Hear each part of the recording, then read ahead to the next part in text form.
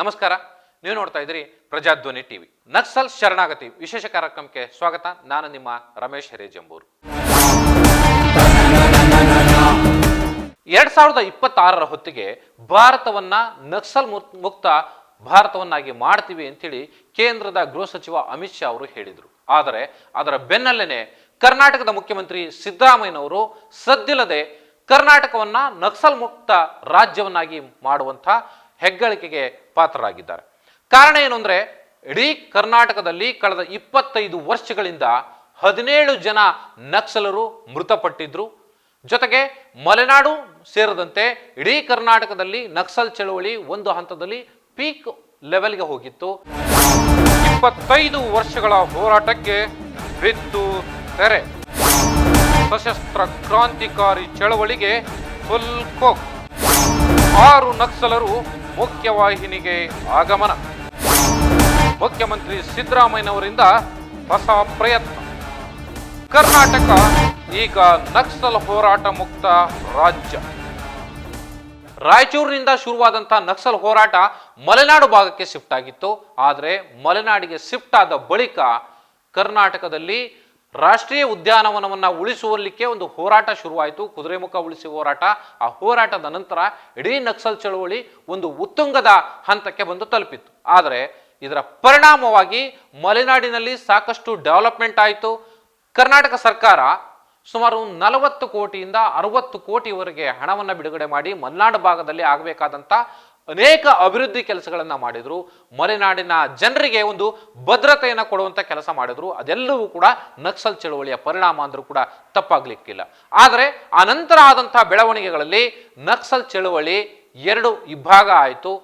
ಮಾವೋಯಿಸ್ಟ್ಗಳಲ್ಲಿ ಒಂದು ಮುಖ್ಯವಾಹಿನಿಯಲ್ಲಿ ಇದ್ದುಕೊಂಡು ಚಳವಳಿ ಮಾಡೋದ್ರ ಮೂಲಕ ಪ್ರಜಾಸತ್ತಾತ್ಮಕವಾಗಿ ಹೋರಾಟ ಮಾಡುವಂಥದ್ದು ಒಂದು ಭಾಗ. ಆದರೆ ಮತ್ತೊಂದು ಕಡೆಯಲ್ಲಿ ಸಶಸ್ತ್ರದ ಜೊತೆಯಲ್ಲಿ ನಾವು ಹೋರಾಟವನ್ನು ಮಾಡಬೇಕು, ಕಾಡಿನಲ್ಲಿದ್ದೇ ಹೋರಾಟ ಮಾಡಬೇಕು, ಸರ್ಕಾರಗಳಿಗೆ ಸರಿಯಾದಂತಹ ಬುದ್ಧಿಯನ್ನು ಕಲಿಸಲೇಬೇಕು ಅನ್ನುವಂಥ ಒಂದು ಛಲವಾದ ಹೋರಾಟ ಶುರುವಾಗಿತ್ತು. ಆದರೆ ಇತ್ತೀಚಿನ ದಿನಗಳಲ್ಲಿ ಆದಂತಹ ಸಾಕಷ್ಟು ಬೆಳವಣಿಗೆಗಳಿಂದ ಆ ಹೋರಾಟಗಾರರು ಮುಖ್ಯವಾಹಿನಿಗೆ ಬರುವಂಥ ಪ್ರಯತ್ನ ಆಗಿತ್ತು. ನೂರ್ ಅವರು ಏನು ಮುಖ್ಯವಾಹಿನಿಗೆ ಬಂದರೋ ಅಲ್ಲಿ ಈ ಒಂದು ಇಬ್ಬರಿಗೆ ಮಾತ್ರ ಮುಖ್ಯವಾಹಿನಿಗೆ ಬಂದಂಥ ಸಂದರ್ಭದಲ್ಲಿ ಸರ್ಕಾರ ಎಲ್ಲ ರೀತಿಯ ಸೌಲಭ್ಯಗಳನ್ನು ಕೊಟ್ಟಿತ್ತು. ಆ ನಂತರ ಬಂದಂಥ ಸಂದರ್ಭದಲ್ಲಿ ಸಾಕಷ್ಟು ಸಮಸ್ಯೆಗಳಾಗಿತ್ತು. ಅಲ್ಲಿ ಹಿಂದೆ ಏನು 2020 ಸರ್ಕಾರ ಇತ್ತು, ಜೊತೆಗೆ ಬಿಜೆಪಿ ಸರ್ಕಾರ ಬಂದಿತ್ತು. ಆದರೆ ಹಿಂದೆ ಇದ್ದಂಥ ಮುಖ್ಯಮಂತ್ರಿ ಆಗಿದ್ದಂಥ ಇದೇ ಸಿದ್ದರಾಮಯ್ಯನವರು ಅವತ್ತು ಏನು ಬೆಳವಣಿಗೆಗಳನ್ನು ಮುಂದೆ ಇಟ್ಕೊಂಡು ಎಲ್ಲ ನಕ್ಸಲರನ್ನ ಮುಖ್ಯವಾಹಿನಿಗೆ ತರಬೇಕು ಅನ್ನೋ ಒಂದು ಆಶಯವನ್ನು ಹೊಂದಿದ್ರೋ ಆ ಆಶಯ ಅಲ್ಲಿಗೆ ಈಡೇರಲಿಲ್ಲ. ಆದರೆ ಈ ಬಾರಿ ಆ ಆಶಯವನ್ನು ಈಡೇರಿಸುವಂಥ ಕೆಲಸವನ್ನು ಮುಖ್ಯಮಂತ್ರಿ ಸಿದ್ದರಾಮಯ್ಯನವರು ಮಾಡಿದ್ದಾರೆ. ನೂರ್ ಅಹಮದ್ ಇರುವುದು ಅಥವಾ ಸಿರಿಮನೆ ನಾಗರಾಜ್ ಇರ್ಬೋದು, ಇವರ ನೇತೃತ್ವದಲ್ಲಿ ಜೊತೆಗೆ ವಕೀಲರಾದಂಥ ಶ್ರೀಪಾಲ್ ಅವರು. ಸೊ ಹೀಗೆ ಸಾಕಷ್ಟು ಒಂದು ಹೋರಾಟಕ್ಕೆ ಬೆಂಬಲವನ್ನ ಜೊತೆನಲ್ಲೇನೆ ಒಂದು ಮಾನವ ಸತಾತ್ಮಕವಾದಂಥ ಜೊತೆಗೆ ಸಮಾಜವನ್ನು ಕಟ್ಟಲಿಕ್ಕೆ ಒಂದು ಬೆಂಬಲವನ್ನು ಕೊಡ್ತಾ ಬಂದಂಥ ಒಂದು ತಂಡ ಇವತ್ತು ಮುಖ್ಯಮಂತ್ರಿ ಸಿದ್ದರಾಮಯ್ಯನವರಿಗೆ ಸಾಥ್ ಕೊಡ್ತು. ಜೊತೆಗೆ ಮಲೆನಾಡಿನಲ್ಲಿ ಇದ್ದಂಥ ಚಳವಳಿ ಒಂದು ಅಲ್ಲಿರ್ತಕ್ಕಂಥ ಚಳವಳಿಗಾರರು ಅಥವಾ ಹೋರಾಟಗಾರರು ಅವರನ್ನ ಮುಖ್ಯವಾಹಿನಿಗೆ ತರುವುದರ ಜೊತೆಯಲ್ಲಿ ಒಂದು ಪ್ರಜಾಸತ್ತಾತ್ಮಕವಾದ ಹೋರಾಟ ಮುಂದುವರಿಬೇಕು, ಇಲ್ಲಿ ಹಿಂಸೆಗೆ ಅವಕಾಶ ಇರಬಾರ್ದು. ಯಾಕೆಂದ್ರೆ ಪ್ರತಿ ಸಾರಿಯೂ ಕೂಡ ಗುಂಡಿನ ಸದ್ದು ಕೇಳ್ತಿದ್ದ ಹಾಗೆ ಅಮಾಯಕ ಹೋರಾಟಗಾರರು ಮೃತಪಡ್ತಾ ಇದ್ರು. ಜೊತೆಗೆ ಅಲ್ಲಿರ್ತಕ್ಕಂಥ ಸ್ಥಳೀಯರಿಗೆ ಪೊಲೀಸರಿಂದ ಕೂಡ ಸಾಕಷ್ಟು ಕಿರುಕುಳ ಆಗ್ತಿತ್ತು ಅನ್ನುವಂಥ ಆರೋಪ ಕೂಡ ಕೇಳಿಬಂದಿತ್ತು. ಇತ್ತೀಚೆಗೆ ನಡೆದಂತಹ ಒಂದು ಎನ್ಕೌಂಟರ್ನಲ್ಲಿ ವಿಕ್ರಮ್ ಗೌಡ ಹತನಾಗಿದ್ದ.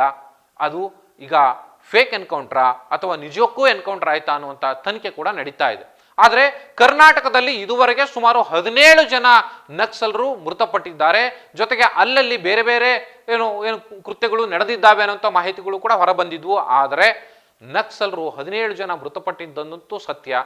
ಆದರೆ ಸಾರ್ವಜನಿಕರಿಗೆ ಯಾವುದೇ ರೀತಿಯ ತೊಂದರೆ ಆಗದ ರೀತಿಯಲ್ಲಿ ಹೋರಾಟ ನಡೀತಾ ಇತ್ತು ಅನ್ನೋಂಥ ಮಾತುಗಳು ಕೂಡ ಕೇಳಿಬಂದಿತ್ತು. ಅದೇನೇ ಇದ್ರೂ ಕೂಡ ಇವತ್ತು ಆ ರಕ್ತಪಾತದ ಹೋರಾಟಕ್ಕೆ 25 ವರ್ಷಗಳಿಂದ ನಡೆದು ಬಂದಂತಹ ಈ ರಕ್ತಪಾತದ ಹೋರಾಟಕ್ಕೆ ಒಂದು ಫುಲ್ ಸ್ಟಾಪ್ ಇಡುವಂತ ಅಥವಾ ತೆರೆ ಎಳೆಯುವಂತ ಕೆಲಸವನ್ನ ಸರ್ಕಾರ ಮಾಡಿದೆ ಅಂದ್ರೂ ಕೂಡ ತಪ್ಪಾಗ್ಲಿಕ್ಕಿಲ್ಲ.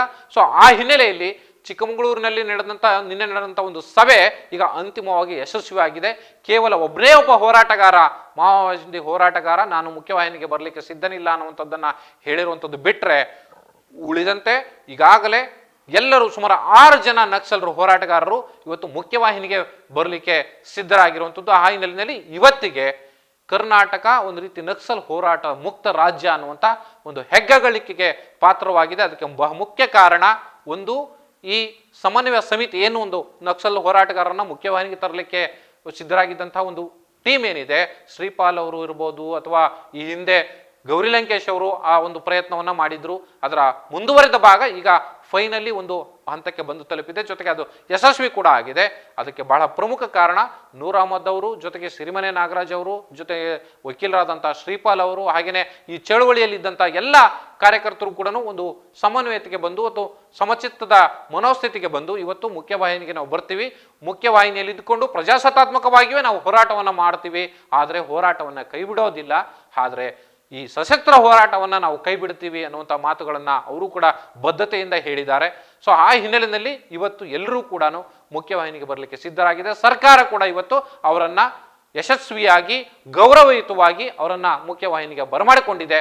ಸೊ ಈ ಹಿನ್ನೆಲೆಯಲ್ಲಿ ಇವತ್ತು ಈ ಒಂದು ಹೋರಾಟಕ್ಕೆ ಸಂಪೂರ್ಣವಾಗಿ ತೆರೆ ಬಿದ್ದಿದೆ.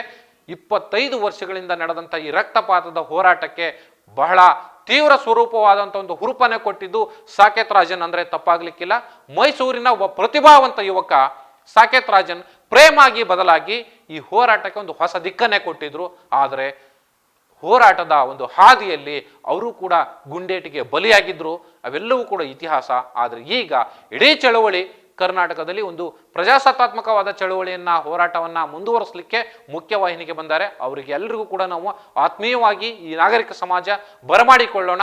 ಜೊತೆಗೆ ಈ ತರದ ಒಂದು ಹಿಂಸಾತ್ಮಕ ಹೋರಾಟಕ್ಕೆ ಅಂತ್ಯ ಹಾಡುವುದರ ಜೊತೆಯಲ್ಲಿ ಒಂದು ಪ್ರಜಾಸತ್ತಾತ್ಮಕವಾದಂಥ ಜೊತೆಗೆ ಸರ್ಕಾರ ತಪ್ಪು ಮಾಡಿದಂಥ ಸಂದರ್ಭದಲ್ಲಿ ಅವ್ರಿಗೆ ನಿಜಕ್ಕೂ ಪ್ರತಿಪಕ್ಷವಾಗಿ ಅವರನ್ನ ಕಿವಿ ಹಿಂಡಿ ಅವರನ್ನ ಸರಿದಾಗಿ ದಾರಿಗೆ ತರುವಂತ ಕೆಲಸವನ್ನ ಪ್ರತಿಯೊಬ್ಬ ಹೋರಾಟಗಾರರು ಮಾಡಲೇಬೇಕು. ಸೊ ಆ ಹೋರಾಟದಲ್ಲಿ ಇವರು ಕೂಡ ಭಾಗಿಯಾಗ್ತಾರೆ ಅಂತ ಹೇಳ್ತಾ ಈ ಕಾರ್ಯಕ್ರಮ ಮುಗಿಸೋಣ. ನಮಸ್ಕಾರ.